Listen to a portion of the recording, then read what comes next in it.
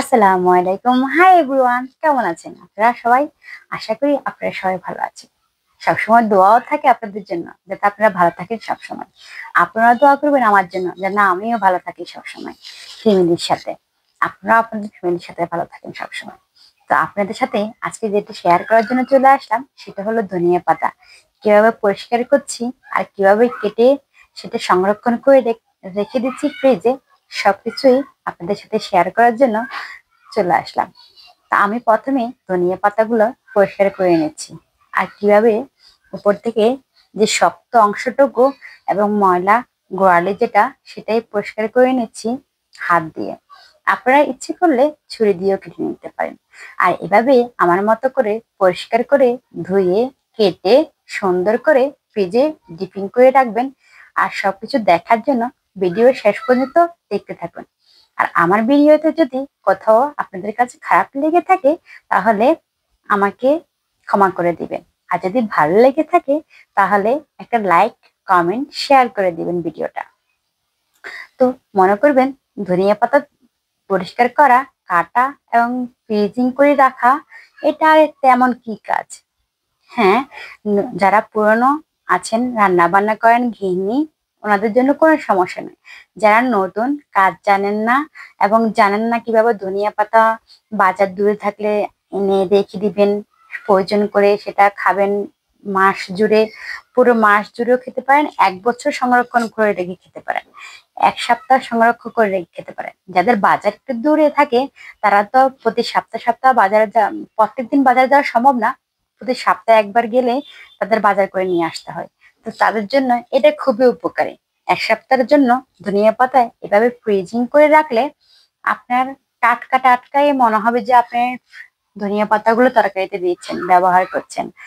আর যারা 1 মাস ভরে রেখে দিতে চান তারাও এভাবে রেখে দিলে 1 মাস জুড়ে খেতে পারেন। অনেকে আবার বছর জুড়েও রেখে দেয়। তো আজকে সেই ভিডিওটা শেয়ার করার জন্য আপনাদের সাথে চলে আসা, যারা নতুন তাদের জন্য অনেক উপকারী। তো দেখতে থাকুন কিভাবে আমি কি কাজগুলো সুন্দর করে করে নিচ্ছি। তো ধনিয়া পাতা পরিষ্কার করতে করতে আপনাদের সাথে আরো কিছু বাজার নিয়ে কথাবার্তা বলতে থাকি। তো বাজারে শীতকালীন সবজি যতদিন ছিল ততদিন বাজারের দাম একটু কমে ছিল। কাঁচা বাজারের দামের কথা বলতেছি। কাঁচা বাজার আমাদের আয়ত্তের মধ্যে ছিল। কাটাকাটি মানে কেনাকাটা করা, প্রত্যেক দিনে সবজি রান্না করা। আমার তো সবজি খুবই পছন্দ। আর 20 টাকা 30 টাকাতে ধনিয়া পাতা তো অনেক বেশি পাওয়া যেত। এখন তো আবার সে আগের সেই বেশ চলে আসতেছে। কিছুদিন একটু ভালোই ছিল, কাঁচা বাজারের দাম একটু কম ছিল। এখন আবার কাঁচা বাজারের দাম খুবই বেশি।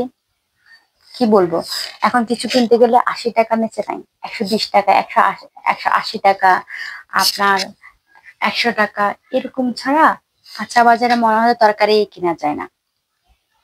তরকারির দাম এরকম বেশি হলে কিভাবে কিনবো বলেন? কিনা কি সম্ভব? আমাদের মতো মধ্যবিত্তদের জন্য কাঁচা বাজার এখন মনে হয় যে মাথার উপর দিয়ে যাচ্ছে। তো একটু যখন সস্তা থাকে কাঁচা বাজার তখন কিন্তু আপনারা কিছু বাজার বেশি করে করে ফ্রিজে প্রয়োজন করে রেখে দিলে খেতে পারবেন খুবই সুন্দরভাবে। সংসারটা চালাতে পারবেন মধ্যবিত্তরা। কারণ মধ্যবিত্তদের এমন একটা অবস্থা, মধ্যবিত্তরা না কারো কাছে চাইতে পারে না কারো কাছে বলতে পারে, এমন একটা প্রবলেম মধ্যবিত্তদের। বড় লোকের কোনো সমস্যা নেই, গরিবেরও কোনো সমস্যা নাই, গরিবও চাইতে পারে মানুষের কাছে। বড় লোকের তো টাকা আছে, ওনারা চাইতে হয় না।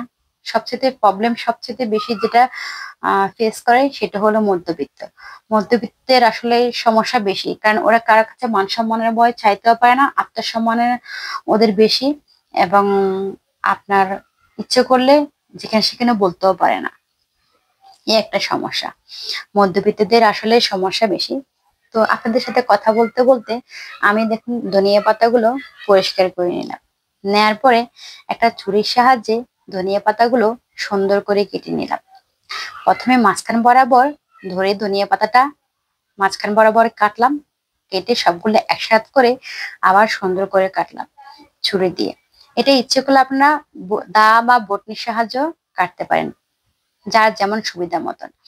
তবে এখন তো বেশিরভাগই আপনার ছুরি, কাঁচি এগুলোর সাহায্যে কাজ করে বেশি রান্না করে গৃহিণীরা। আরেকটা যে আরেকটা যেটা হলো সেটা হলো এই যে কাঁচির সাহায্যে আমি কিভাবে কেটে নিচ্ছি, ঠিক এভাবেও কেটে নিতে পারেন ধনিয়া পাতাগুলো। বটনি দিয়েও, যারা সবসময় বটনিতে কাজ করেন, দা দিয়ে কাজ করেন, দাও দিয়ে, তারাও সুন্দর করে এইভাবে কেটে নিতে পারেন ধনিয়া পাতাগুলো।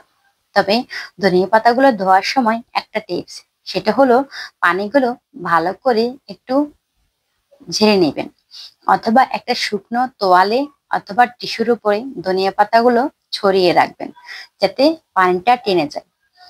তাহলে ধনিয়া পাতাতে কোনো পানি না থাকলে এটা আপনি যখন বক্সিং করে রেখে দিবেন এভাবে বক্সের মধ্যে, তখন একদমই একটার সাথে আরেকটা লেগে যাবে না।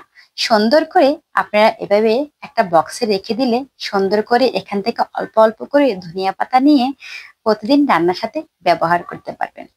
আমার মতো এরকম বক্সে করে যারা রেখে দিতে চান 1 সপ্তাহের জন্য, রেখে দিতে পারেন।